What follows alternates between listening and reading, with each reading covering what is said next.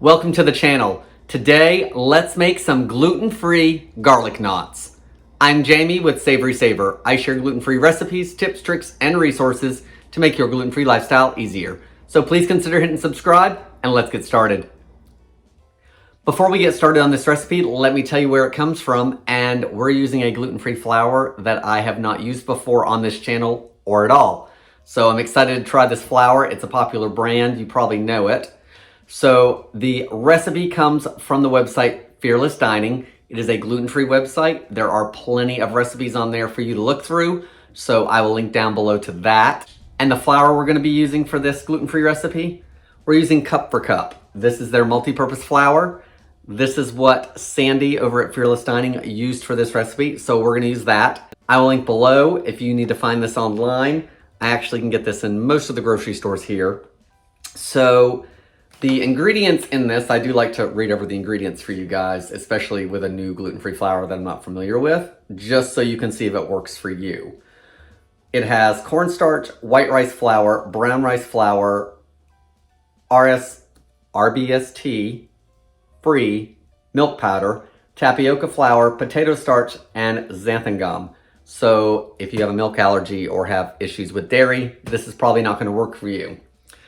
Cup for Cup, I've always heard good things about it as far as how it works. So I'm excited to try this recipe with it, especially since it's a bread recipe. Now, let's get started making these. Not a whole lot of ingredients, probably everything you have on hand, except for maybe the flour blend. So let's get started. Let's get started by proofing our yeast. So I have 1 1/4 cups of warm water, and I'm using instant yeast today. With instant yeast, you want your water to be between 120 and 130 degrees Fahrenheit.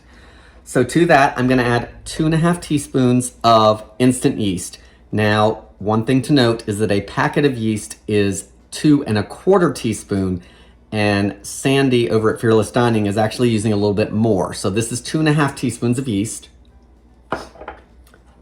I'm also gonna add 1 teaspoon of granulated sugar. Sandy says you could also use honey if you wanted to. Let's give that a whisk. Now I'm gonna put this off to the side, and we're gonna get our dry ingredients together. So to a large bowl, I have 3 cups of the Cup for Cup multi-purpose gluten-free flour, and off to the side, I have another 1/2 cup. And this is gonna be added to the mix after we proof it. So it's gonna help firm the dough up even more. So I just have this off to the side. To the flour, I'm gonna add 1 teaspoon of fine salt. I'm also gonna add a 1/4 cup of shredded Parmesan cheese. I just bought a wedge of it, and that's what I'm using in the recipe. So it's actually a little more than a 1/4 cup, but I think we'll be okay. Let's get this all whisked together. Make sure you're whisking that cheese around so you're getting cheese all over the mix. So everything's been whisked together. So we're gonna move ahead as soon as my yeast is proofed. So our yeast is nice and bubbly at the top there. So we're gonna add a couple more things to this. I'm gonna add a 1/4 cup of olive oil. I'm also gonna add 2 eggs. They are room temperature. They will mix better into your ingredients. Now I didn't splash them all over the place just then. Let's see if I can whisk all this together without splashing. All right, everything's mixed together there. The recipe does not say we need a stand mixer or anything like that, so that's exciting because it'll be one less thing for me to clean. So I'm gonna pour this into the dry. And then it says to mix it into a soft dough. So I've got my wooden spoon out, which I don't probably use near enough.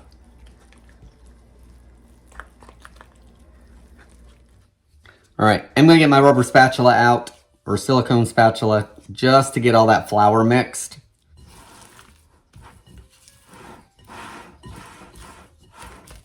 All right, everything's mixed together. It is a soft dough, as you can see. And all I have to say is so far, really easy recipe to follow. Instructions are written out well. It's doing what it's supposed to do, which a lot of times I equate to being good directions. Everything's come together. So now we have to proof the dough. So Sandy says to cover it with plastic wrap. Okay, we are all covered up, and I'm going to proof this in my oven. So Sandy's directions are a little different than mine. Sandy says to turn the oven on to 200 degrees and then turn it off and place the bowl in the oven with the door ajar.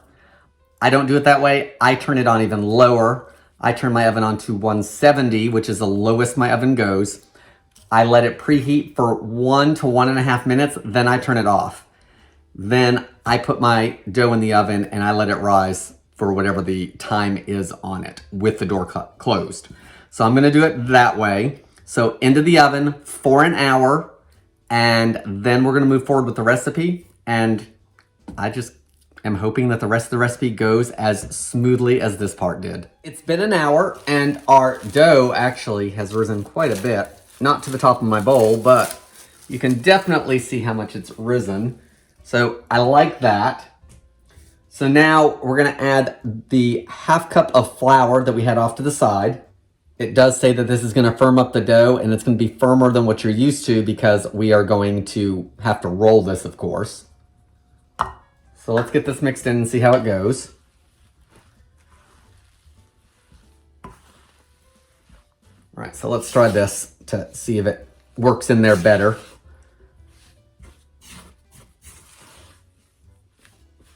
All right, so our dough's mixed up, and now we need to divide it out and shape it. We should get 8 rolls out of this, and I think I am gonna weigh it and then divide it out by 8, just so everything's relatively even. So let me do that. All right, so each roll is gonna be about 118, 119 grams. So that's how much. It's a palm full. So I'm gonna get these separated out and then we'll see how well they roll. Okay, so I have my 8 rolls. Now we of course need to roll them and tie them. The directions say to lightly press down when we're rolling because we wanna keep some of this rise that we have from the yeast. So I'm gonna put a little bit of flour down, I think, just in case. Sandy does hers on wax paper, which I think is great if you don't have one of these silicone mats, because then you can just throw the wax paper away and that should keep it from sticking as well. So I am gonna put a little bit of flour down just to see what happens. I'm also gonna flour my hands, I think. And then let's see what this does.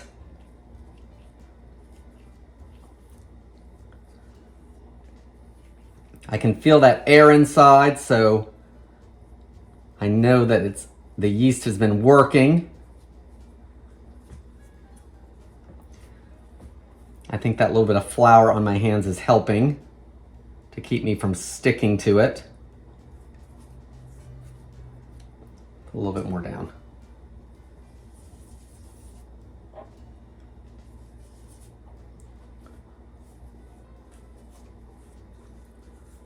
The other thing you could probably do is a little bit of oil on your hands because we're making garlic knots, so there's gonna be some butter and some oil going over this anyway. Okay, so the recipe does not say how long we need to make these logs. So right now it is they're about 9, this one's about 9 inches. So let's see how this shapes. Sandy does say in her recipe it does not need to be pretty, so let's not worry about that either.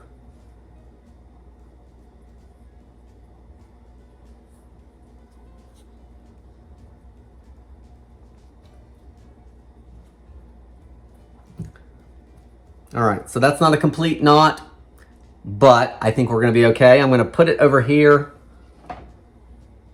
I've just got it on a non-stick baking sheet. It does not say what kind of baking sheet you need to put it on, so hopefully we're good with that. I am gonna continue to do a little bit of flour because I find that was helpful. And I think with this one, I'll go out 1 extra inch. I'll try to do about 10 inches and we'll see what that does. And I'm just using my fingertips because that gives me a little more control, I feel.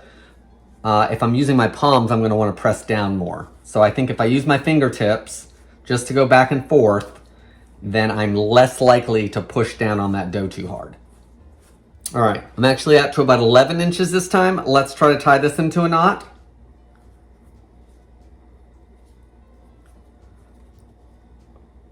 All right, I think that 10 to 11 inches is better. So I'm gonna keep doing 10 to 11 inches per roll, get them over on the sheet, and then we'll move to the next step. All right, so one thing that I find is working better is to take your pile of dough and run it together almost into a ball, just gently pressing it together.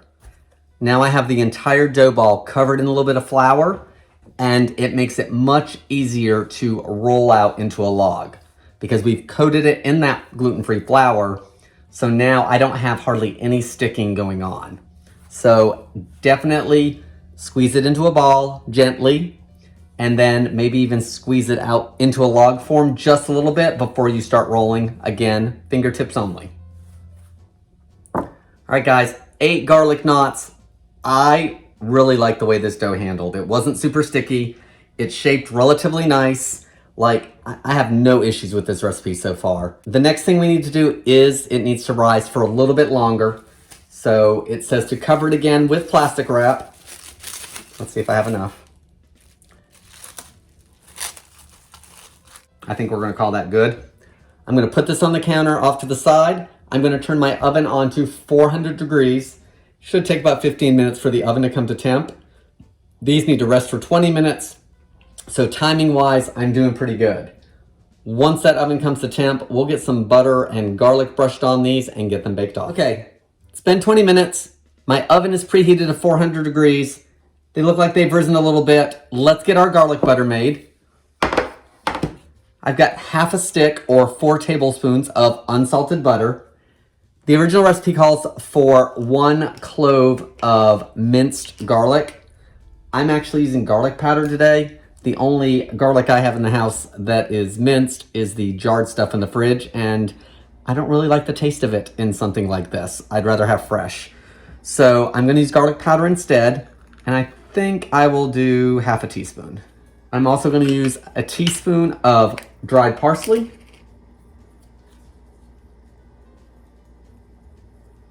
There's half a teaspoon. There's a teaspoon. Let's get this melted. Probably gonna take about 30 seconds. All right, got my garlic butter. Let's get it brushed on all of those. And I know this looks like a lot of garlic butter, but we're actually gonna brush them again when they come out of the oven. So I think you are gonna definitely need that half cup of butter, or quarter cup of butter rather. Everything has got the garlic butter on it. We need to bake these off now for 15 to 18 minutes. And of course, they should be slightly golden, I would think. And baking time, it does say, will depend on the size of your knots. So we'll see. I'll do 15, check them. I'll bake them a little longer if needed.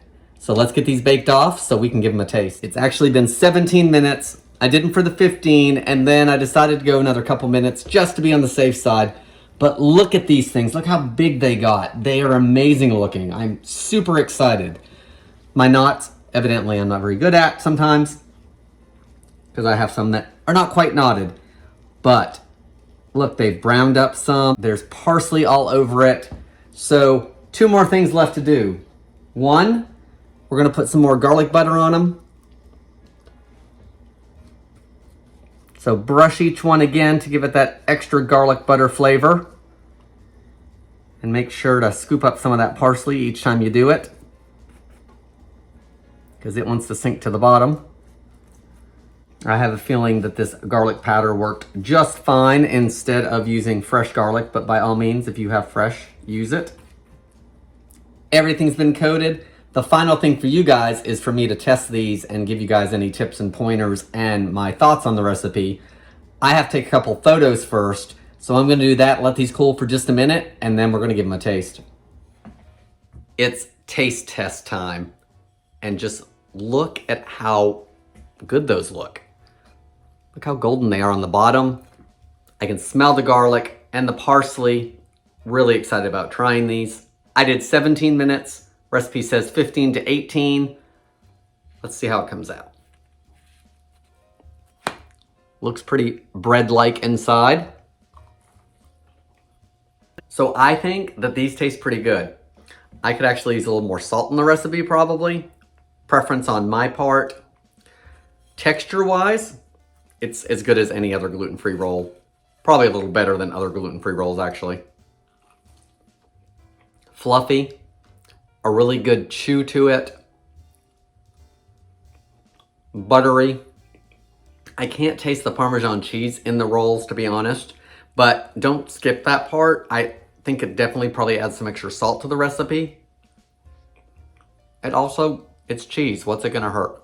Good texture, good taste. All right, let me put this down for a second before I keep eating it. Okay, the roll's been put down. Let's go over a few things about the recipe. I used the Cup for Cup gluten-free flour blend. I have not used it before, but I will be using it again because these came out really good with that. And as you know, not all gluten-free flour blends are meant for bread recipes.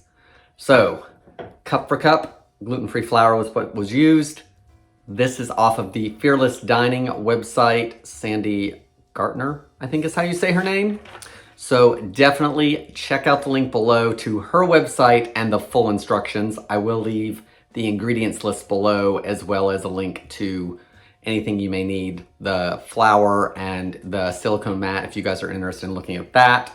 That's a good little thing that just makes cleanup a little easier. It's non-stick, it's reusable. So the recipe itself was easy to make. Everything went together in just a few minutes. It's all easy ingredients that you probably already have at home. It's nothing crazy. We didn't have to go get any kind of flaxseed for it. We didn't have to go buy xanthan gum for it because it's in the mix. So all the ingredients are simple ingredients you probably already have. The directions for the recipe, very well done. Couple things, it didn't tell me what kind of pan, if it needed to be greased or not. I just went with my gut on that. If you guys do any baking, do the same thing. They baked up easily. They rose like they should have. Guys, I don't have anything bad to say about the recipe. Before we finish up, let's go over how you should store these gluten-free garlic knots. Sandy says that these garlic knots will store at room temperature in an airtight container for up to 3 days. She also says that you can freeze them for up to 4 months. So that in itself is a great idea if you don't want to eat all these at once. These knots are pretty big. They're about the size of my fist. So if you wanted to, you could probably make them half the size. So just divide your dough out into 16 portions. You're probably gonna have thinner knots, and they may not roll as well, but I think that would be a good option if you want more of a couple knots per person instead of one. Or maybe you just don't like as much bread at once. Good recipe. Don't need to change much on it. Good instructions. I don't have anything else to say, guys. Please leave your comments below, though. Thank you so much for watching, and I hope to see you in the next video.